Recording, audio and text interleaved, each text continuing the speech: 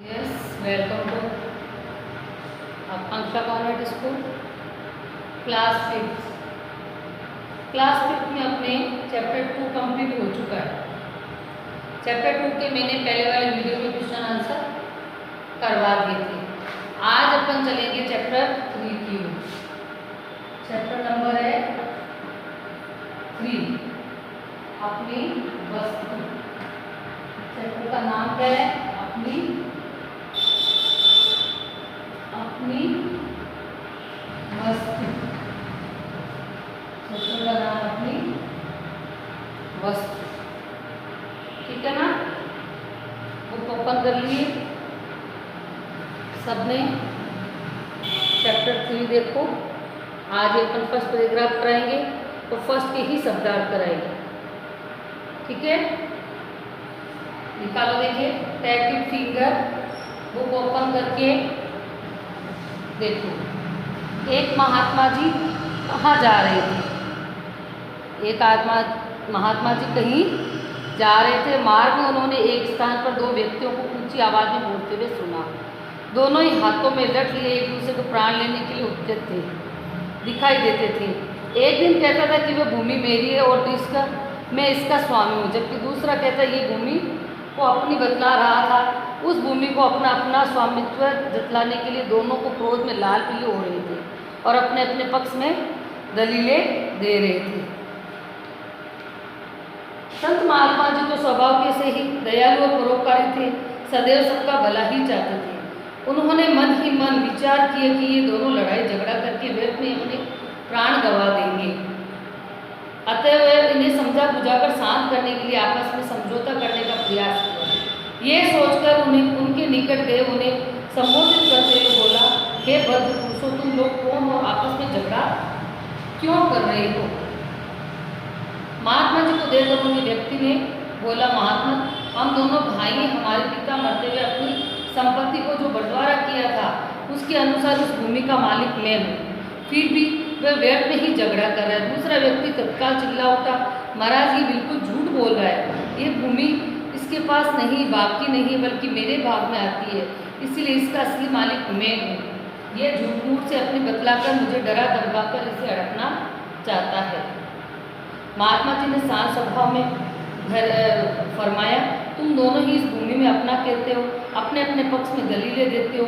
ऐसे तो इसका निर्णय कभी नहीं होगा। इसीलिए अच्छा यही रहेगा कि जिस भूमि के लिए तुम दोनों मरने मारने के लिए उतारू हो, उसी से ये बात पूछ लो, जिसका असली मालिक तुम दोनों में से कौन है। वह स्वामी से इस बात को निर्णय कर देगी। उस पर में दोनों महात्मा जी ने मुख की ओर ताकते हुए बोले, किंतु वो ये कैसे संभव हो? भूमि कभी बोलती है? महात्मा जी ने उत्तर दिया, हाँ अवश्य बोलती है, परंतु उसकी आवाज़ तुम लोग को नहीं सुन सकते। किंतु ये बताओ कि भूमि का निर्णय देगी, किंतु भूमि जो निर्णय देगी वही तुम दोनों मान्य करोगे। हम दोनों इस बात पर राजी हो गए और महात्मा जी बोले, वो जोरों की भूख लगी है, पहले मुझे भोजन कराओ।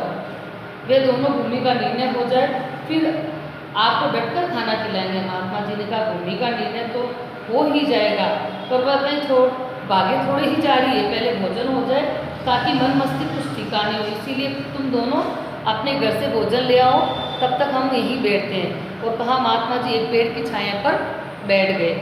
दोनों भाई घर गए और आपस में अपने अपने घर भोजन बनवा कर आए। महात्मा जी ने दोनों को बैठ कर जाने का तत्पश्चात भोजन में 3 भाग किए।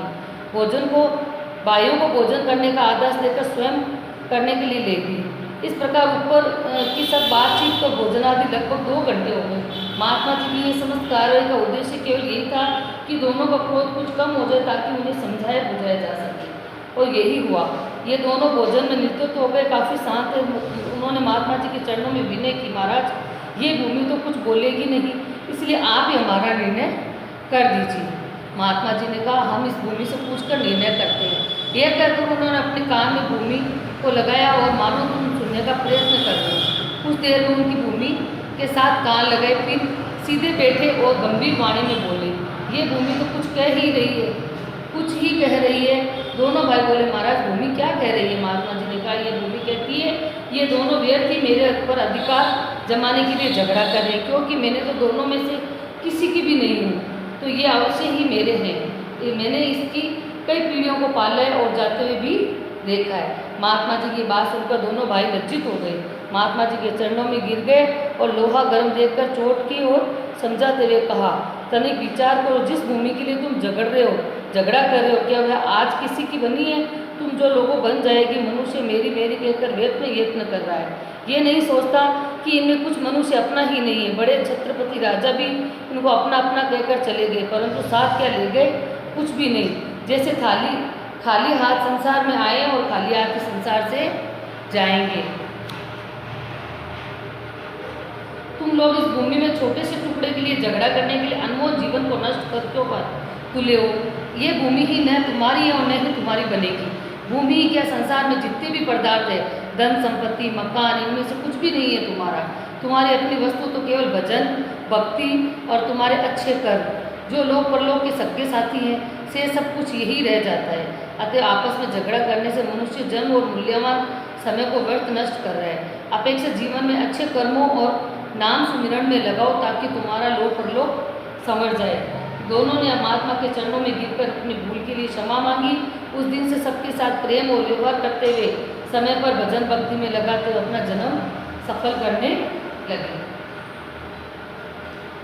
अपनी वस्तु के लिए कैसे दोनों भाई भाई आपस में झगड़ा कर रहे थे और महात्मा जी ने उनको कैसे समझाया।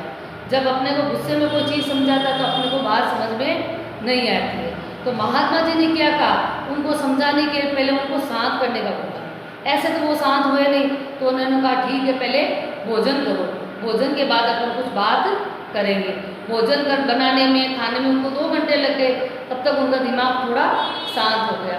फिर उनको समझाने लगे कि ये धरती हमारी नहीं है, न तो राजा छत्रपति की रही, न हमारी है, न हमारे आगे पूर्वजों की थी। क्योंकि जो थे वो चले गए, धरती तो लेके नहीं जाते ना। अपन जमीन में ये कहते मेरा कमरा ले, ये अपना कमरा साथ में ले जाते हैं। आपके दादा परदादा जो पहले थे, उनका मकान जो बना हुआ है, आप वहाँ रह रहे हो, तो वो साथ में लेके गए? नहीं लेके जाते ना। कोई भी चीज़ साथ में नहीं जाती है।